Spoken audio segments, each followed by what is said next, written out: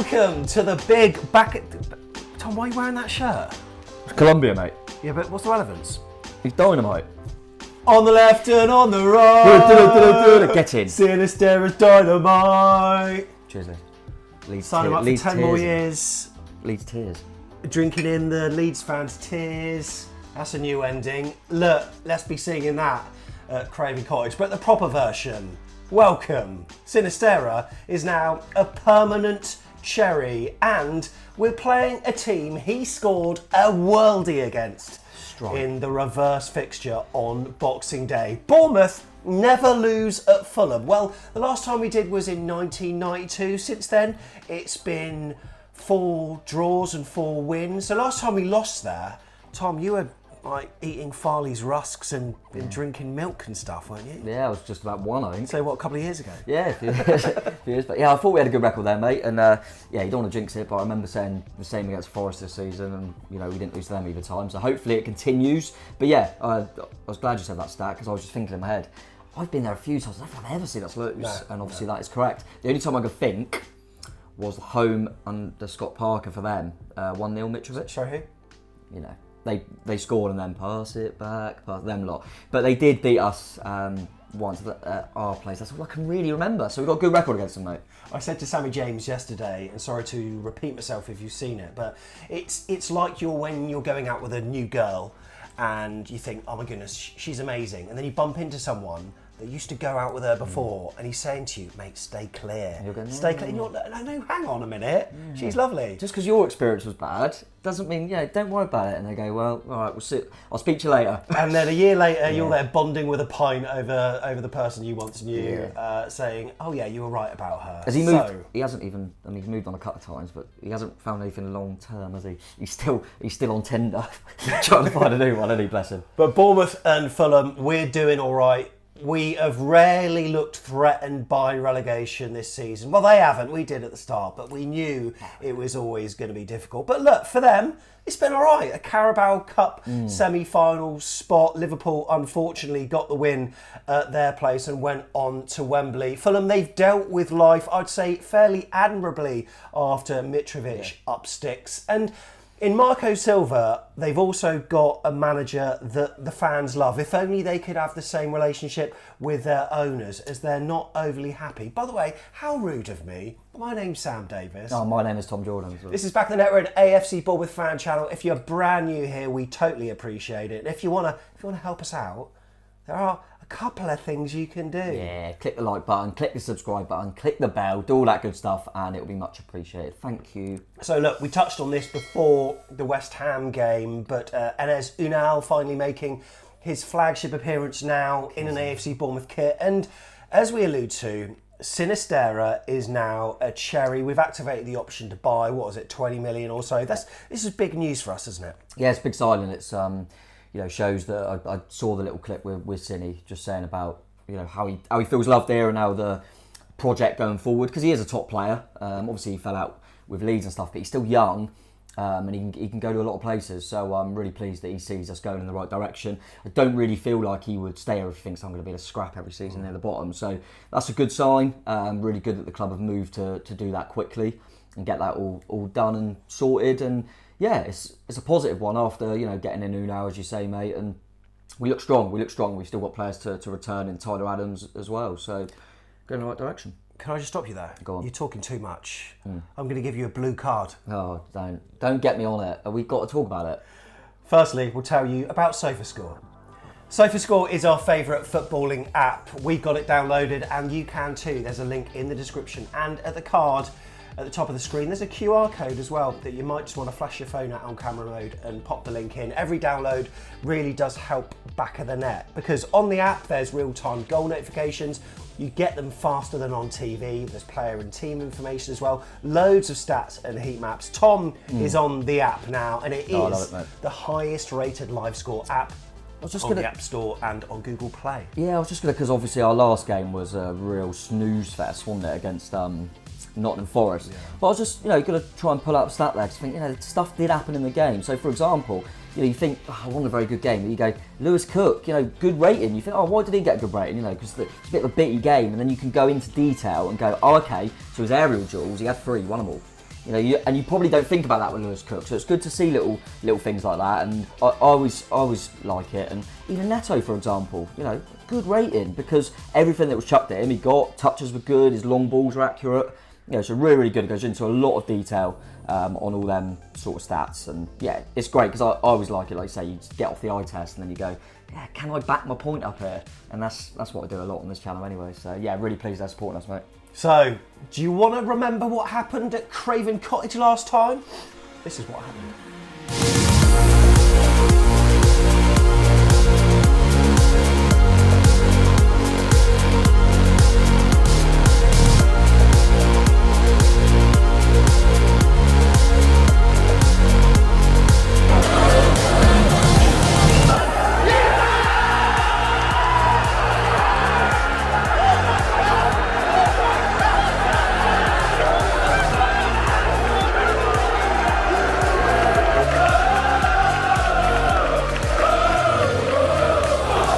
Shit!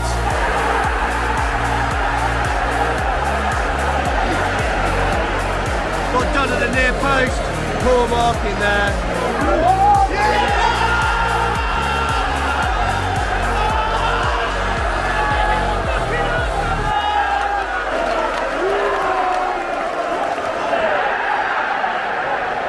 Whoa! What? Hang on. What the hell's happened here? Penalty.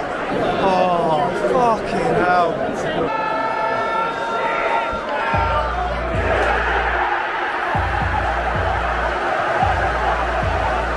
So frustrating. SofaScore number 9, Alexander Mitrovic. So, October 2022, another Dom Solanke goal against the Cottagers. They must be sick of him. But then Diop equalised about, 20 minutes later. Jefferson Lerma popped up. Miss you, Jeff.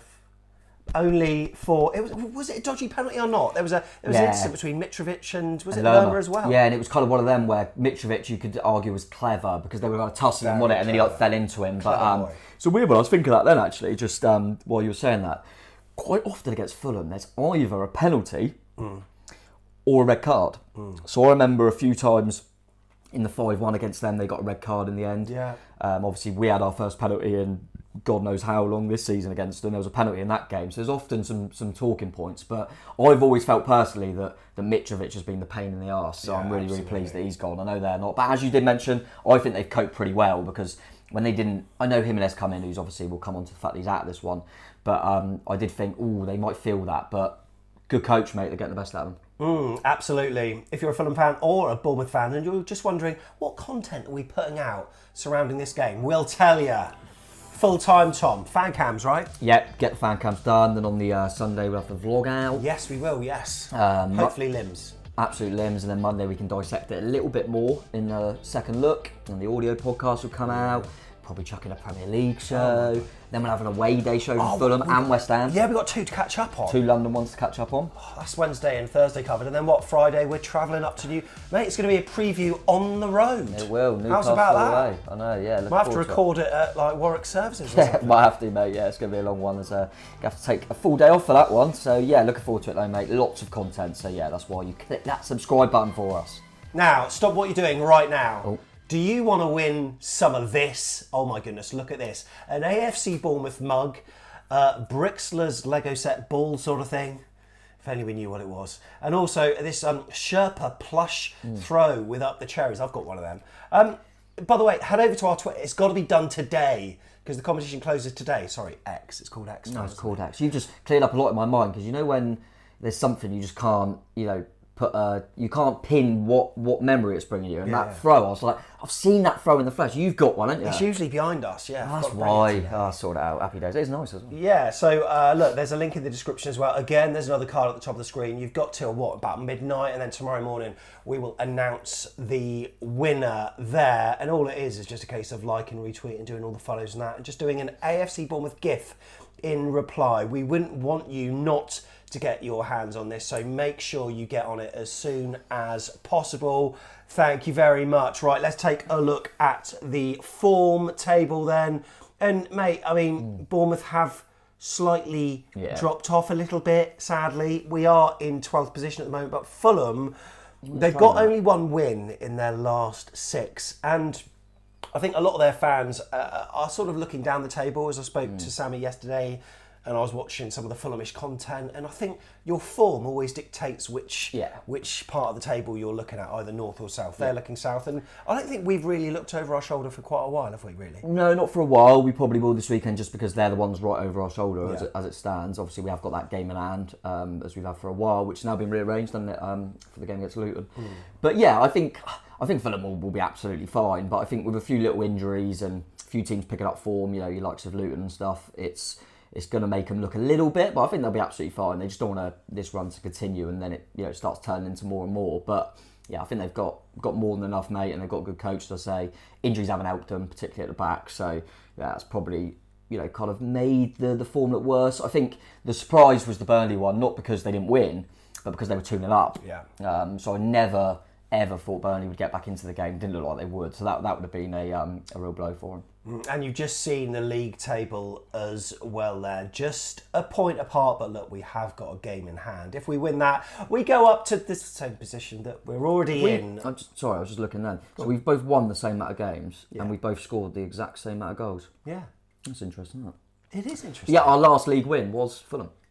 Yeah, it was. So, yeah, it was. That was... and I said they didn't look themselves, really. No. They've been very inconsistent, and they've had some brilliant results, like a couple of 5-0s in a row. Yeah, they beat Arsenal on New Year's Eve, and then results like the 3-0 at Ours, like the Burnley game where they dropped points. At home, they got beaten by Burnley as well. Not ideal, is it? But I think obviously they've dealt fairly admirably, like I said, with Mitrovic leaving. They have had a few injuries, of course, and their injuries might affect them this weekend so much so I think Bournemouth could.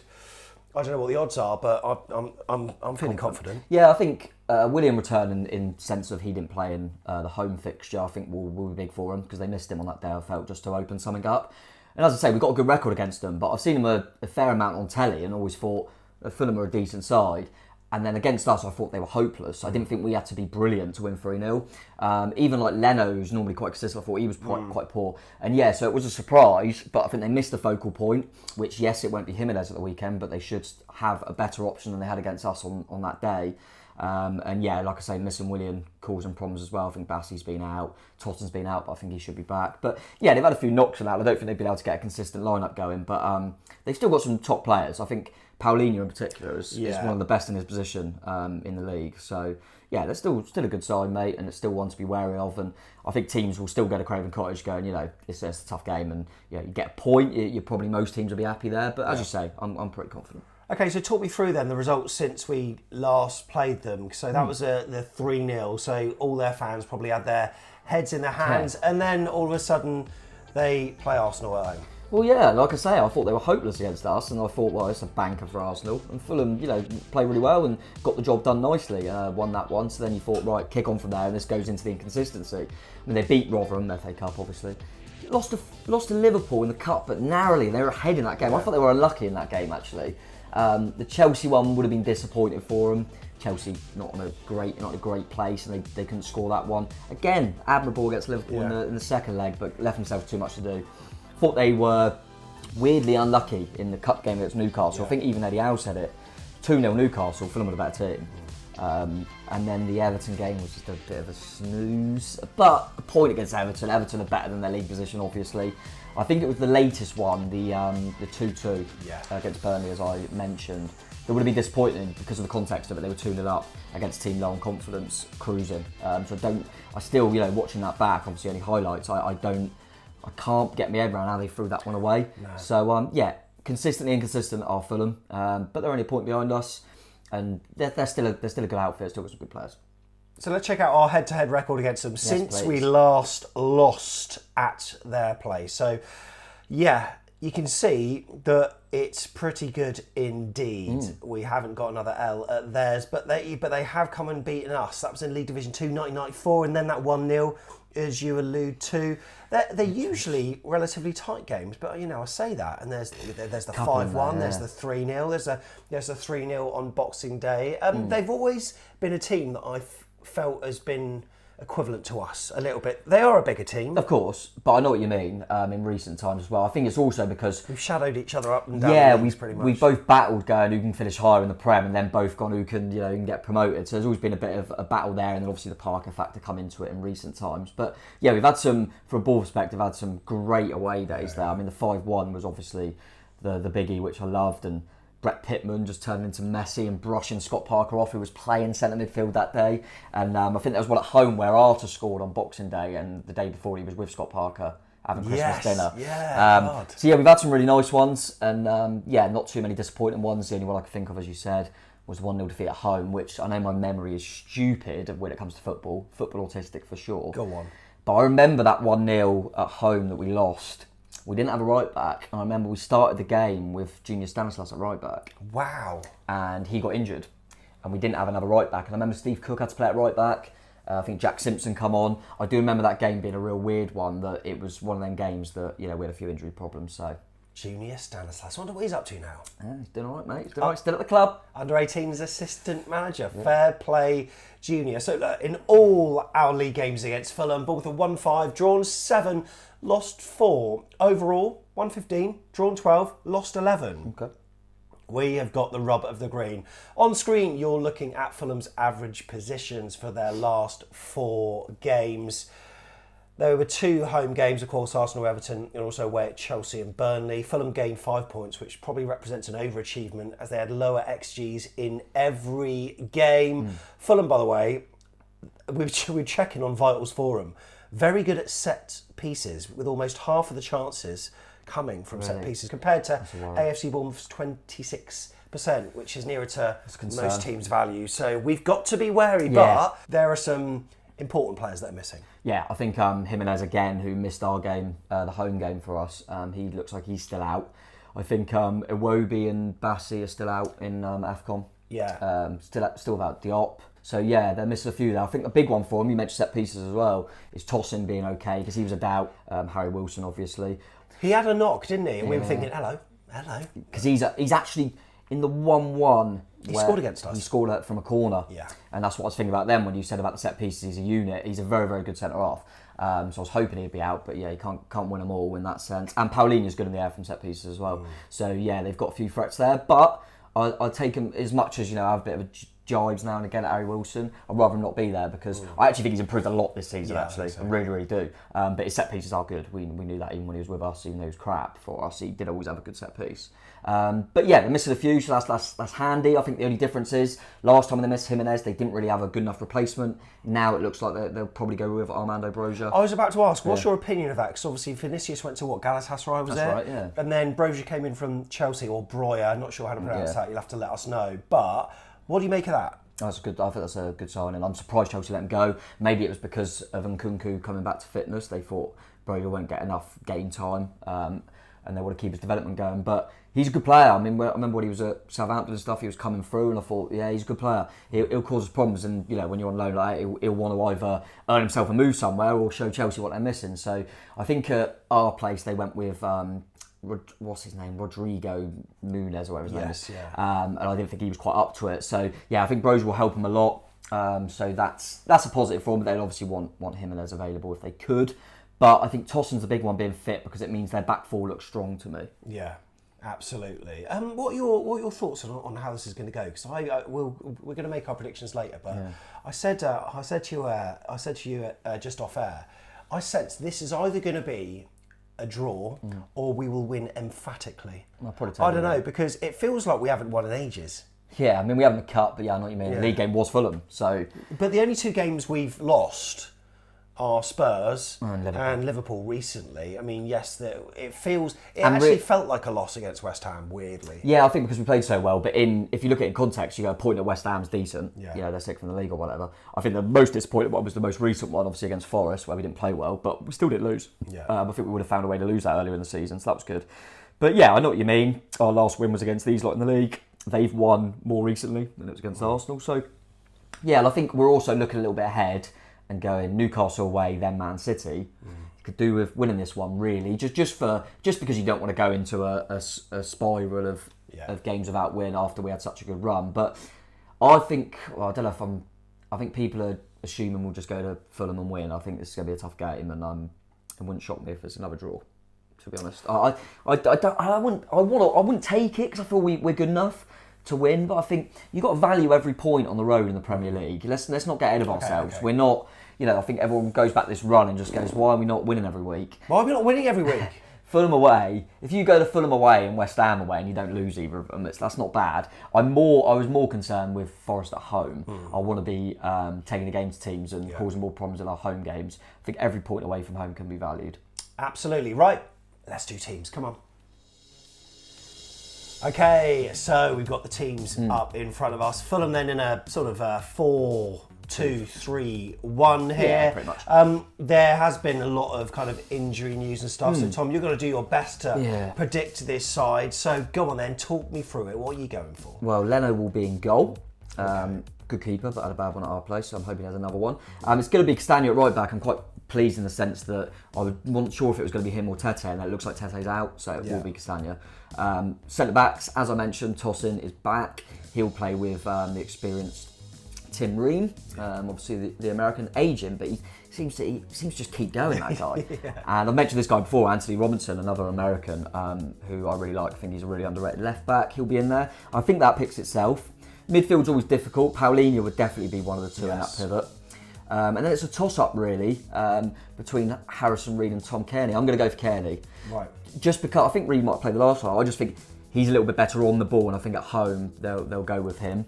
I'm going to go with De Cordova-Reid on the right-hand side, who's industrious, works his socks off. Yeah, absolutely. We'll put Willian on the left. As I say, missed the one at our place. That'll be a big boost for him. And Andres Pereira, who's quite consistent for him, will be in that kind of 10 role, especially with Noah Wobie. And then I think, as I mentioned, Brozier will start up front. I'm quite confident that I'll get that bang on. I mean, I don't know about Brozier. He's obviously only just come in. You don't know how far along he is and stuff. But I think that'll be good. But let us know, Fulham fans, what you think on that one. Let us know in the comments if you think Tom could be right on that. And as for Bournemouth then, see what I've done there? See what I've done? I've put the yellow and blue colours there. And you know what? We don't lose in that kit. Unbeaten, aren't we? Yeah. I hope it stays like that. Right then, Tom, what are you going for? Same sort of system. I'm actually more confident with Fulham's team than Bournemouth, so I never know with us. But obviously Neto in goal. I'm going to have to play Adam Smith at right back because every other right back's injured. It was nice of Iraola to mention that Fredericks is out, by the way. Oh, yes, Fredericks is out. Zabani will definitely play at centre-half. Mustard. I think he'll continue with Senesi next to him, and then Lloyd Kelly at left back. Obviously there is a case that you could bring in Kirkes, but I think that's looked pretty solid, so I think he'll stick with that. I think the two at the moment picks itself. Lewis Cook in there with Ryan Christie. I was a bit worried about when he came off in the last game, but it sounds like he's absolutely fine. Thank goodness for that. And then this is where it's always difficult, isn't it? Yeah. I know he's not been on it, but I think Tav will come back in off that right side. I think he'll start him. I don't think he'll leave him out for 2 games. I think it was more of a rotation thing. And I think the new man, if you like, Sinisterra, will start on the left-hand side. On the left, okay. Yeah, I think he'll rotate Semenyo out of this one. I'm going to go with Kluivert again in the 10 over potentially an Alex Scott, which I wouldn't mind. But I always feel like in certain games, particularly away from home, he prefers the pace on the counter. The directness. Yes. I think there's certain games where he thinks, actually, we'll have a bit of the ball, let's get Alex Scott in. But I think it'll be Kluivert, and then obviously, even though we've got a bit of competition now with Unal, I think it will be Dom Solanke leading the line, mate. And he has got 5 in his last 5 against Fulham. So Dom Solanke's got 5 in his last 5. We never lose at Craven Cottage. Sinisterra's just signed, so he'll probably score. Happy days. Is there any point in going? Okay, those are the teams. What is Unal's role going to be then at AFC Bournemouth? Is it going to be someone that can compete with Dom Solanke? Is it going to be someone that can complement Dom Solanke, play up top with him? Maybe. Can he be that kind of replacement? I think it just improves the option off the bench. No disrespect to Kiefer Moore, it improves it, and I think certain games there might be times where he thinks earlier he can bring Unal on because he's a better option than Kiefer was. I do think that there'll be games where we're chasing or behind in a game where he'll potentially take off the 10 and kind of go 4-4-2. I think he'll look at that. I think the only reason he hasn't looked at that as much is because he probably doesn't value Kiefer as much in the way we play. I think Unal will hopefully suit it a little bit more. Competition, is a bit of competition, but he's not going to dislodge Solanke. But it does help. It always helps having a bit more depth, and I think there is an option to go 2 now, whereas I don't really think there was, unless it was the last 5 minutes of a game with Kiefer. We'll see. There might be. There's always a case to say in certain games he might go, oh, you know what? Let's try Dom in the 10 a little bit, or whatever. But good option to have, mate. And I'm guessing with the suspension of Billing, it will just be Unal onto the bench and Billing off the bench. Will be the kind of only change to the squad. So but looking forward to, hopefully we won't need to bring him on, because that would probably mean that we're chasing the game. But hopefully it'll be a case of we've won the game, let's take Dom off and give Unal a chance. Oh, you know what? I'm looking forward. I do like a London away day. Looking forward to it. If you were worried about driving up there were going to be some M3 closures between junction 4A at Fleet and 3 at Bagshot, which meant you'd have had to take a bit of a diversion. They've actually moved that work to start a bit later on, so don't have to worry about it. You just say letters and numbers, and I don't know what you're talking about. I'll just sit in the car and go, you just sit in the car, just do some Bet365. Say a motorway like thing. What? Like an A something like that. M6. So that could be going anywhere. I ain't got a clue. What? I don't know any of it. M42? I'm not a clue. I've heard of all these M40. numbers. M27. What's that? That's the first motorway you get on. Is it? Yeah, biggie. 8. I could do anything. If you said to me, we're going Fulham, we're going to go on the M19, I'll go, well, cool. Is that one, by the way? I just made that up. Oh my God. Don't know anything. Don't drive on motorways. Never have done. So happy days. I've done. Is there a motorway to Dorchester? Or isn't there? No. I've done Dorchester before. Oh, that's right then. The 111. Right. What's your prediction? Let us know in the comments. Come on, what are you going for? What are you going for? See that line? Do a little comment. Want to know? I went for a last away game. I went for a 1-1 draw, and it was right, wasn't it, against West Ham. So I'm going to go with the fact that I was right rather than I got the draw right. So I'm going to go that we'll nick it. So I'm going to go 2-1 Bournemouth. 2-1 Bournemouth, and I am going to go. I said 1-1 yesterday, and I said I might change my mind tomorrow. I've changed my mind. 3-1 Bournemouth. That's what's happening. Dom Solanke scoring 2, and we're going to see a goal from Sinisterra as well. Just remember that, because Sam said it here first on back of the net. Remember that. I'll tell you who's going to get our winner. All right. Unal. 1-1 Unal. Mate, absolutely love that from you. Should be a good one, though. We've had some good ones there before. I'm looking forward to it. It's a weird one, isn't it, Craven Cottage? Because I love it, because it's like got a bit of character about it. It's quite old school. I like Craven Cottage. And then I also hate the fact they got that neutral bit. You got to mix through the. I feel for the Fulham fans actually with some of the price. That's absolutely mental. Oh, the price is £59. Cheapest ticket. What? £59, cheapest ticket in the Hammersmith there behind the goal. £59. Get hospitality for our place. That's a joke. An absolute. By the way, you know that competition we were talking about earlier? Here's the deal. If you comment your prediction below, we will double your amount of votes. So if you retweeted our FOCO tweet, where you can win the throw, the mug, the ball thing. Lego thing. Yeah. If you retweet that and you comment below, we'll double your. So they've got more chance if they do it more chance. Like that. Aren't we lovely too? Look, safe journey if you're going up tomorrow. And fingers crossed 3 points. We'll see you afterwards for some fan reaction. I'm certain. See you in the ground. See you in the pub. See you wherever. Up the Cherries. 3 points incoming. Come on. This one's going to score. Not Tom, Sinisterra. Yeah, certainly not me. Oh, no fear. Beer. Leeds tears. Let's go.